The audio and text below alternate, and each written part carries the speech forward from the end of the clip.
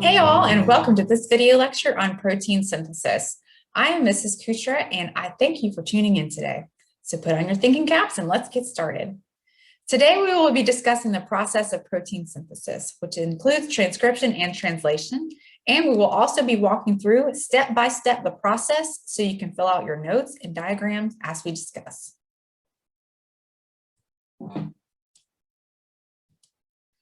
This is the diagram that your teacher would have given to you, and we are going to walk step by step and discuss how proteins are made. So what are proteins? Proteins are biological macromolecules that are made up of a chain of amino acids. A gene is a portion of a DNA molecule which contains the instructions for making the protein. So we are going to use DNA as an analogy for a recipe. So if we are making a recipe, we would follow the directions on the recipe. On your diagram, you're going to label the DNA molecule, and we're going to also label where this molecule is found. So where is it found? It's found in the nucleus. So on your diagram, I want you to label the DNA box, and I want you to label the nucleus box. And again, if this video is too fast, you can always pause and take your time.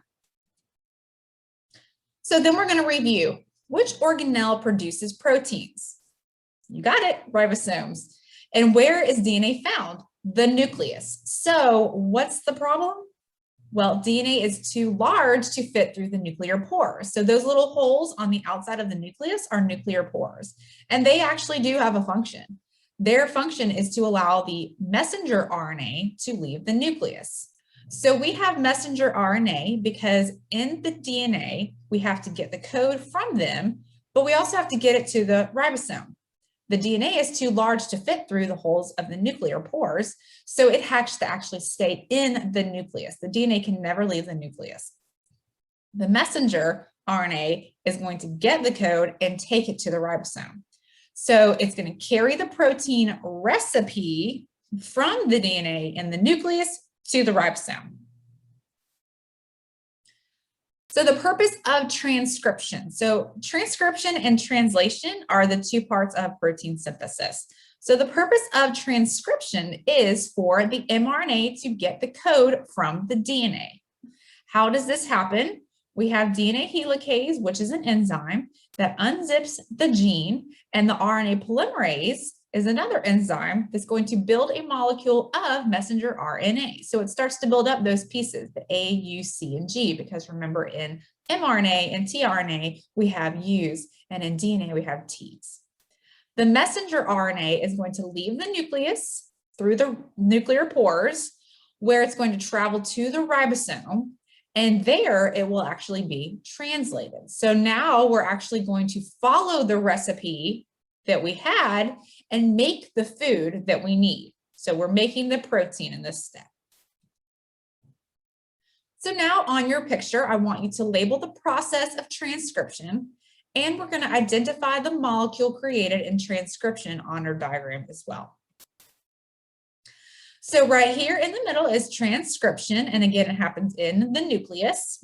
And over here is the molecule created. Right here, you'll notice it is single-stranded because mRNA is single-stranded. So this is the messenger RNA. The purpose of translation is for the mRNA to code for an amino acid. The mRNA is read 3 bases at a time. So the ribosome has sections on it where it allows 3 bases to be read at a time. Each 3 bases we call a codon, and each codon is going to signal for a specific amino acid. So real quick, on your notes somewhere on the side, jot down this what I'm going to tell you. 3 bases equals 1 codon equals 1 amino acid. So now I want you to fill in the box on your diagram of the 3 mRNA bases that make up a codon, and I want you to write that each codon signals for a specific amino acid. So over here in this box, we're writing codon and we're writing amino acid. Then I want you to label the codon on the mRNA strand, and I also want you to label the amino acid that's being brought to the ribosome. So right here is the amino acid. It's this little shaded in circle that's attached to the tRNA, which we haven't gotten to our job yet. And then over here on the mRNA, right here is an arrow and right here is an arrow, and it is supposed to be pointing to AAG, which remember 3 bases on the mRNA equals a codon. So there are 20 amino acids. Our body can make 10 of those, and the other 10 are considered essential amino acids, which means that they come from our food that we eat. The process of reading the 3 mRNA sequence bases, 3 bases, or codon at a time, and building the protein is called translation. So we're following the recipe, and now we're making the food or the protein that we got the code from the DNA. Where in the cell does translation take place? Well, think about it. Where are proteins built? They are built in the ribosome. So this is where translation is going to take place. So now on your diagram, I want you to label the process of translation and label the ribosome where that process is taking place. So right here, we have the process taking place, translation, and right here is the organelle ribosome. This guy right here, this is shaded in gray circle, that's the ribosome. So then what brings or transfers the amino acid to the ribosome? That's the job of the tRNA or transfer RNA. So the tRNA is going to have complementary anticodon to the mRNA codon. So on our picture, you're going to label the tRNA molecule that brings the amino acid to the ribosome during translation, and we're going to label the anticodon as you see it on the tRNA molecule. So right here is our tRNA molecule, this guy right here, and here's another one, and here's another one, and one more, and here's the last one. So you're going to label it tRNA, and on the tRNA, you're going to label the anticodon. So in this case, it's these 3 bases right here, GUU. So that's the anticodon. So the tRNA is going to transfer the amino acids and drop them off at the ribosome. Those amino acids are going to start to join together with peptide bonds, and this is going to start forming a polypeptide chain. A polypeptide chain is another word for a protein. So we are building a protein by joining all of the amino acids together. So now label the growing protein on your diagram. Right here, all of these circles that you see right here, that's the growing protein or the polypeptide chain. So the protein is going to be complete when the ribosome reaches a stop codon, and then the protein is going to be released into the cell to be used where it needs to be used. So a summary of protein synthesis: genes or DNA contain the instructions for assembling these proteins. Transcription, and I underlined C with transcription because transcription always happens before translation. So transcription happens in the nucleus. The DNA is copied into mRNA. The mRNA is going to leave the nucleus while the DNA stays in the nucleus. And the mRNA is going to leave the nucleus and go to the ribosome. So all of that is in transcription. From there, we get translation, so underlined with an L. This is going to happen in the ribosome. The tRNA is going to bring the amino acid to the ribosome, and then the mRNA codon is going to code for the amino acid. And we're going to use the mRNA codon to find the amino acid on what's called a codon chart. So right here is our codon chart, and I'm going to show you quickly how to read this. I do have a separate video to show you how to read the chart, but here's a quick way. So remember we said that there are 3 bases that equal a codon, and there are 64 possible codon sequences, but there's only 20 different amino acids. So in order for us to find the correct amino acid, we have to first make sure that we are using the mRNA sequence in order to find our amino acid, and then we have to look at 3 bases at a time. So let's say, for example, I'm trying to find the amino acid for the codon AUG. So I'm going to show you how to read it on all three of these charts real quick. So this is where you would read the first base. This is where you would read the second base. And this is where you would read the third base. So it's just like you would read a book, left to right. So we said we're starting all with AUG. So I'm looking for A. So anything in this section where the C's are, I'm ignoring.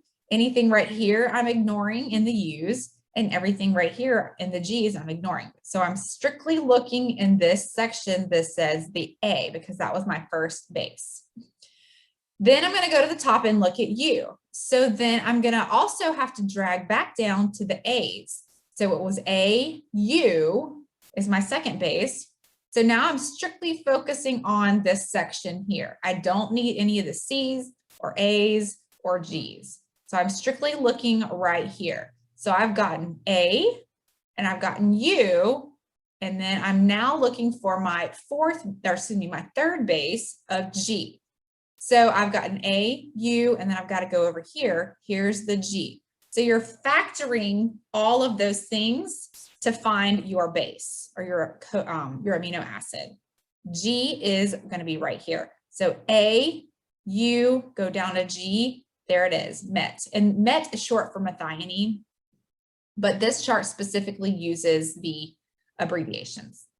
Okay, the one at the top right is probably the easiest because it automatically shows you the codons and the bases. But what I'm going to show you again, it says first base, second base, third base. So A, so here you can see all of the A's. And then we're looking at U. So here you can see here are all the AUs. And then here's the G. So here, AUG is what I was looking for, methionine. And this one right here, you start on the inside and you work your way to the outside of the circle. So we're going to start with A, and then you go to U, and then you go to G, which is methionine. So no matter what codon chart you use, you will always get the same answer. But if you can read this codon chart, you can read any of them because this is the hardest one. So every protein begins with methionine, which is the AUG codon. So it's a start codon. And every protein ends with the stop codon. So there are three of them, UGA, UAA, and UAG. You're not going to have to memorize those. It is possible for more than one combination of codons to code for the same amino acid because we just said that there are 64 different codons, but there's only 20 amino acids. There are sequences in the DNA that are not coded for, and these are called introns. So these are going to be portions that are cut out by the enzymes. They're not used to find proteins. The portions of DNA molecules that actually do code for production of proteins are called exons. And these are the parts of the mRNA that are going to be kept and they are going to be expressed. The rRNA is the third RNA molecule that is responsible for attaching the mRNA to the tRNA at the ribosome.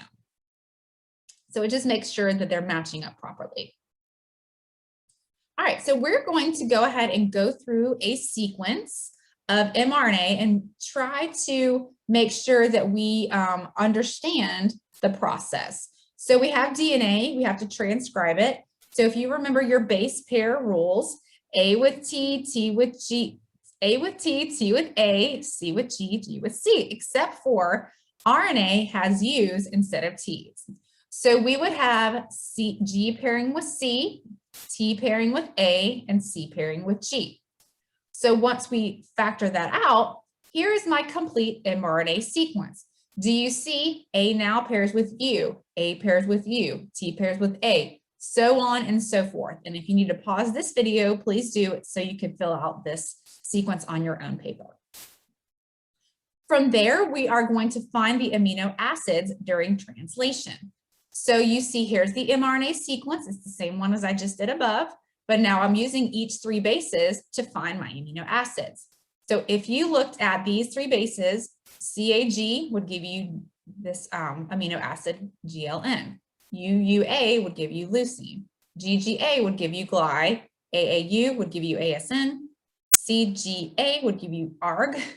UGC would give you cis. AUA would give you ileum, or not ileum, ILE. And then UGA is stop. You can write stop. Sometimes you may just see it left blank. That's just kind of inferring that it is a stop codon. And then lastly, I have my kids always do the anti-codons last, because sometimes people make the mistake of using that to find their amino acids, and that will be wrong. So same base pair rules apply.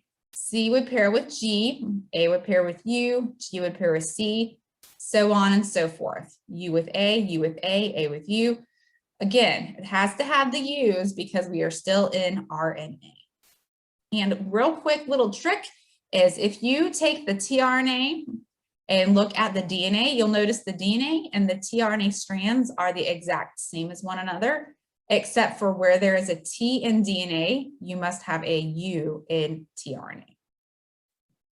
All right, so that is all for our protein synthesis lecture, and I will see you guys next time. Thanks.